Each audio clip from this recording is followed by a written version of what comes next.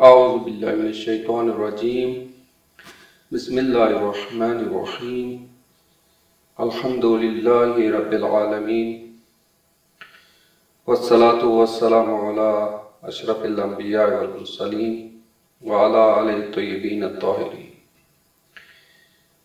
24ویں روزے میں 24ویں پارے کے اہم نکات اور خلاصے کے ساتھ آپ کی خدمت میں حاضر ہیں۔ اس پارے میں 3 حصے ہیں: سورہ زمر کا بقیہ حصہ، سورہ مومن مکمل اور سورہ حامیم سجدہ کا ابتدائی حصہ ہے۔ سورہ زمر کے بقیہ حصے میں کئی باتیں ہیں۔ اللہ کی ربوبیت کا بیان کہ آسمانوں اور زمین تمام کا خالق صرف اللہ ہی ہے اور اس کے قائل تمام انسان ہیں۔ اللہ کی رحمت کا بیان ہے کہ انسان کو کبھی بھی اللہ کی رحمت سے مایوس نہیں ہونا چاہیے۔ 3 جہنمیوں اور جنتیوں کے جنت اور جہنم میں داخل ہونے کی کیفیت کا بیان ہے، اور سورہ مومن میں بھی کئی باتوں کا بیان ہے۔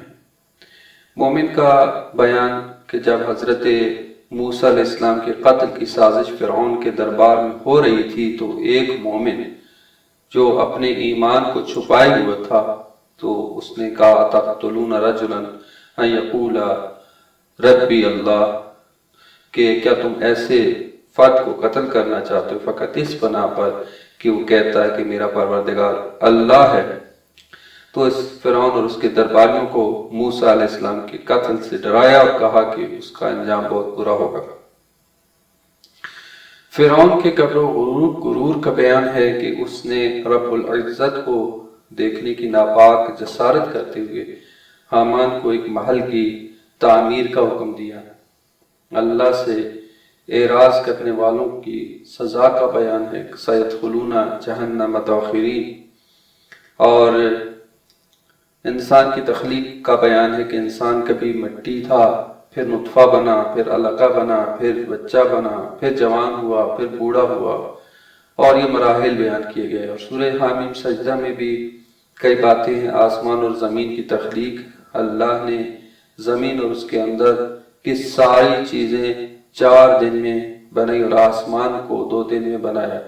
کافروں کی شرارت کا ذکر ہے کہ جب نبی کریم صلی اللہ علیہ وآلہ وسلم قرآن مجید کی تلاوت کرتے تو یہ لوگ شور مچاتے تاکہ لوگ تلاوت قرآن مجید کو نہ سن سکے، اور داعی کا بیان کہ اس سے بہتر بات کسی کی نہیں ہو سکتی، اور داعی کو کون سا اسلوب استعمال کرنا چاہیے جو دعوت دینے والا ہے۔ اس پارے میں جو اہم مضامین ہیں اگر ان کو ہم مد نظر رکھیں تو سورہ زمر کے بقیہ حصے میں اللہ تعالیٰ فرماتا ہے کہ اس شخص سے بڑا ظالم کون ہوگا کہ جس نے اللہ پر جھوٹ باندھا اور جب سچی بات اس تک پہنچ گئی تو اسے جھٹلا دیا۔ جھوٹ باندھنے والے لوگوں میں وہ تمام گروہ شامل ہیں جنہوں نے اللہ کی ذات کے ساتھ شرک کیا۔ کفار مکہ نے بتوں کو اللہ کا شریک ٹھہرایا اور فرشتوں کو اس کی بیٹیاں قرار دے دیا۔ اسی طرح عیسائیوں نے حضرت مسیح کو، جبکہ یہودیوں نے سیدنا عزیر کو اللہ کا بیٹا قرار دیا۔ اور یہ تمام گروہ اس بات سے غافل ہیں کہ اللہ نے جہنم کو کافروں کے لیے طے فرما دیا ہے۔ اس کے بعد ارشاد فرمایا کہ رسول اللہ صلی اللہ علیہ وآلہ وسلم سچائی کی دعوت دے کر آئے، اور جنہوں نے آپ کی تصدیق کی وہ اہل تقویٰ ہیں، اور ان کے لیے پروردگار عالم کے پاس وہ سب کچھ موجود ہے جو وہ چاہیں گے۔ رسول اللہ صلی اللہ علیہ وآلہ وسلم اس بات پر رجوع ہو جاتے تھے کہ کافروں کو صراط مستقیم کا دعوت دینے پر وہ آپ کی حق پر مبنی بات کو ٹھکرا دیتے ہیں۔ اس پر ارشاد ہوا کہ جو ہدایت کو قبول کرے گا وہ اپنے فائدے کے لیے کرے گا، اور جو گمراہ ہوگا اس کا نقصان اسی ذات کو ہوگا۔ اس کے بعد اللہ پاک نے نبی کریم کو حکم دیا کہ وہ لوگوں میں اعلان کریں کہ اے وہ بندو جو اپنی جانوں پر ظلم کر چکے ہو، خدا کی رحمت سے مایوس مت ہونا، بے شک اللہ سارے کے سارے گناہوں کو معاف کر دیتا ہے۔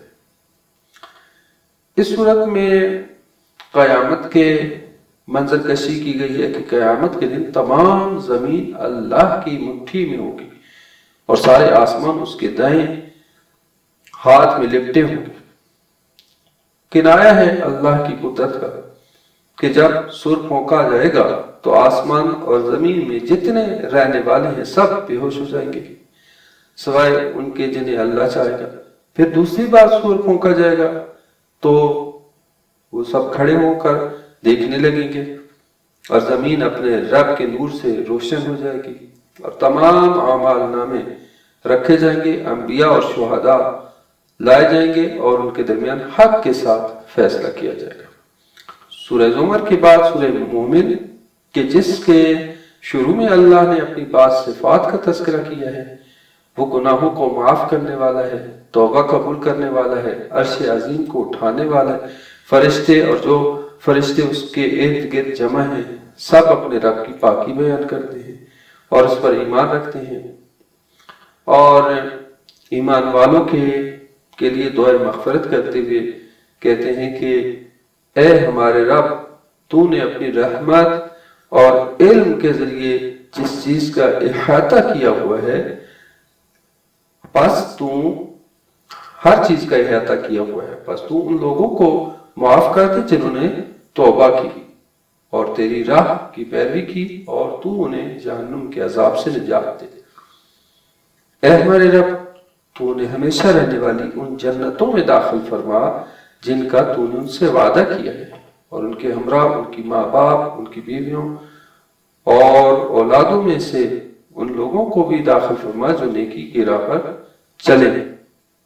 بے شک تو زبردست حکمتوں والا ہے۔ اور یہ بھی ارشاد ہوا ہے کہ اللہ کی آیات کو جھٹلانے والے لوگ کافروں کے علاوہ کوئی نہیں ہوتے، اور زمین پر ان کی ٹھاٹ باٹ اور شاہانہ انداز زندگی کو دیکھ کر انسان کو گمراہ نہیں ہونا چاہیے۔ فرشتوں کی اہل ایمان کے لیے دعا کے بعد کفار کا حال بیان کیا گیا ہے کہ جب کفار کو جہنم کی آگ میں ڈال دیا جائے گا تو وہ پریشان و نادم ہوں گے اور اپنے آپ سے نفرت کریں گے کہ کاش ہم اس وقت اللہ کی بات مان لیتے اور انبیاء کی دعوت قبول کر لیتے۔ اس صورت میں قیامت کی ہولناکیوں کا بھی ذکر ہے کہ قیامت کے دن اللہ شدید غضبناک ہوگا اور بار بار یہ آواز بلند فرمائے گا کہ آج کے دن کس کی بادشاہی ہے، اور کہیں گے کہیں سے جواب نہ پا کر پھر خود ہی جواب دے گا کہ اللہ آج خدا واحد قہار کی بادشاہی ہے۔ اللہ نے فرعون کے اس عزم کا بھی ذکر کیا ہے کہ اس نے جناب موسیٰ کو شہید کرنے کا ارادہ کیا تو جناب موسیٰ نے فرعون سے کہا کہ میں اپنے اور تیرے پروردگار کی پناہ طلب کرتا ہوں، ہر اس متکبر کے شر سے جو یوم حساب پر یقین نہیں رکھتا۔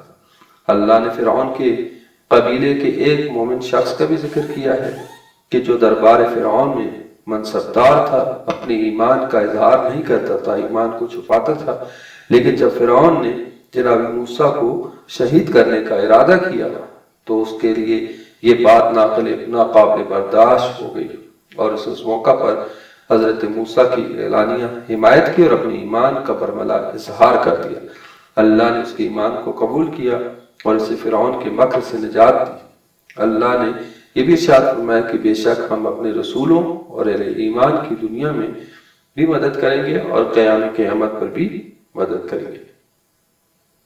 اس کے بعد اللہ نے چند نعمتوں کا تذکرہ کیا کہ اس نے رات کو آرام اور دن کو معاش کا ذریعہ بنایا، آسمان کو زمین کا چھت بنایا، خوبصورت صورتیں بنائیں، رزق کے طور پر پاکیزہ چیزیں عطا فرمائیں۔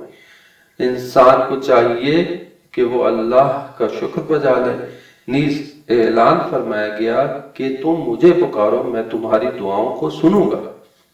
بے شک وہ لوگ جو اللہ کی عبادت سے تکبر کرتے ہیں ان کو جہنم میں داخل کر دیا جائے گا۔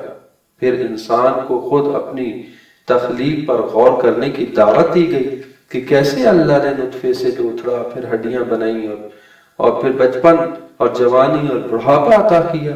اس کے باوجود لوگ اللہ کی آیات کا انکار کرتے ہیں۔ ارشاد ہوتا ہے کہ کیا ہوا ان کو، یہ کہاں پھرے جا رہے ہیں۔ سورہ المومن کے بعد سورہ حامیم سجدہ ہے کہ جس کا آغاز اللہ پاک فرماتا ہے کہ قرآن مجید کے نزول کا مقصد یہ ہے کہ رسول اللہ لوگوں کو ڈرائیں، انذار کریں اور خوشخبری دیں، مگر لوگوں کی اکثریت قرآن مجید کی دعوت سے اعراض کرتی ہے اور کہتی ہے کہ ہمارے کان اور دل آپ کی دعوت کو سننے اور ماننے سے قاصر ہیں۔ یہ کافروں کی بد نصیبی ہے کہ وہ اللہ کی کھلی آیات کو جھٹلاتے ہیں۔ اس کے بعد زکوٰۃ نہ دینے والوں کو تنبیہ کرتے ہوئے ارشاد ہوتا ہے کہ ایسے لوگ مشرک اور آخرت کا انکار کرنے والے ہیں۔ ان کے مد مقابل جو لوگ ایمان لائے اور عمل صالح کرنے والے ہیں ان کے لیے اللہ نے بہت بڑا اجر تیار کر رکھا ہے۔ اس کے بعد قوم عاد اور قوم سمود پر آنے والے عذابوں کا تذکرہ ہے کہ قوم عاد اور سمود پر دنیاوی عذاب کے تذکر کے بعد اخروی عذاب کا ذکر بھی فرمایا کہ جب مشرکوں کو اللہ کے دربار میں جمع کیا جائے گا تو اس وقت ان کے اعضاء یہاں تک کہ ان کی کھال بھی ان کے خلاف گواہی دے گی۔ ارشاد ہوا کہ بے شک جن لوگوں نے کہا کہ ہمارا رب اللہ ہے اور اس پر استقامت اختیار کی تو اللہ ان پر موت کے وقت فرشتوں کو نزول فرمائے گا اور فرشتے ان کو کہیں گے کہ نہ ڈرو نہ غم کھاؤ، تم کو اس جنت کی بشارت دی جاتی ہے جس کا تم سے وعدہ کیا گیا تھا۔ اصحاب استقامت میں سے بھی وہ لوگ اعلیٰ درجے پر ہیں جو حکمت کے ساتھ لوگوں کو دعوت دیتے ہیں۔ اور اس پارے کے آخر میں اللہ پاک نے عدل کا تذکرہ کیا ہے کہ اللہ کی عدالت میں عدل ہوگا، وہاں کسی پر ظلم نہیں ہوگا، اور جو لوگ نیک عمل کرتے ہیں سو اپنے لیے کرتے ہیں اور جو برا عمل کرتے ہیں تو وہ ان کے لیے وبال جان ہوگا۔ اس صورت کے اس پارے کے اہم پیغام جو موجود ہیں ہمارے لیے وہ یہ کہ بیہودہ گفتگو سے لڑائی جھگڑوں میں مت پڑو اور اس کے ذریعے حقیقت کو نہ چھپاؤ۔ سورہ غافر کی آیت نمبر 5۔ دوسرا نقطہ، جنت میں جانے کے لیے دو شرطیں ہیں، ایک ایمان اور دوسرا عمل صالح، آیت نمبر 40 میں فرمایا۔ اور اسی طرح سے تیسرا نقطہ یہ کہ جنہوں نے دنیا میں حق کے برخلاف باطل سے لذت حاصل کی اور خوشیاں منائی، قیامت میں انہیں عذاب دیا جائے گا۔ سورہ غافر کی آیت نمبر 75۔ چوتھا نقطہ یہ کہ اللہ تعالیٰ بندوں کی نیکیوں کی بدولت ان کے بدترین اعمال کو نیست و نابود کر دے گا اور ان کو بہترین کاموں کی بنیاد پر اجر عطا فرمائے گا۔ سورہ زمر کی آیت نمبر 35۔ اور پانچواں نقطہ یہ کہ آگاہ رہو کہ تمہارے کان، تمہاری آنکھیں، تمہارا بدن اور تمہارے بدن کی کھال قیامت کے دن تمہارے خلاف گواہی دیں گے۔ سورہ فصلت حامیم سجدہ کی آیت نمبر 20 میں فرمایا ہے۔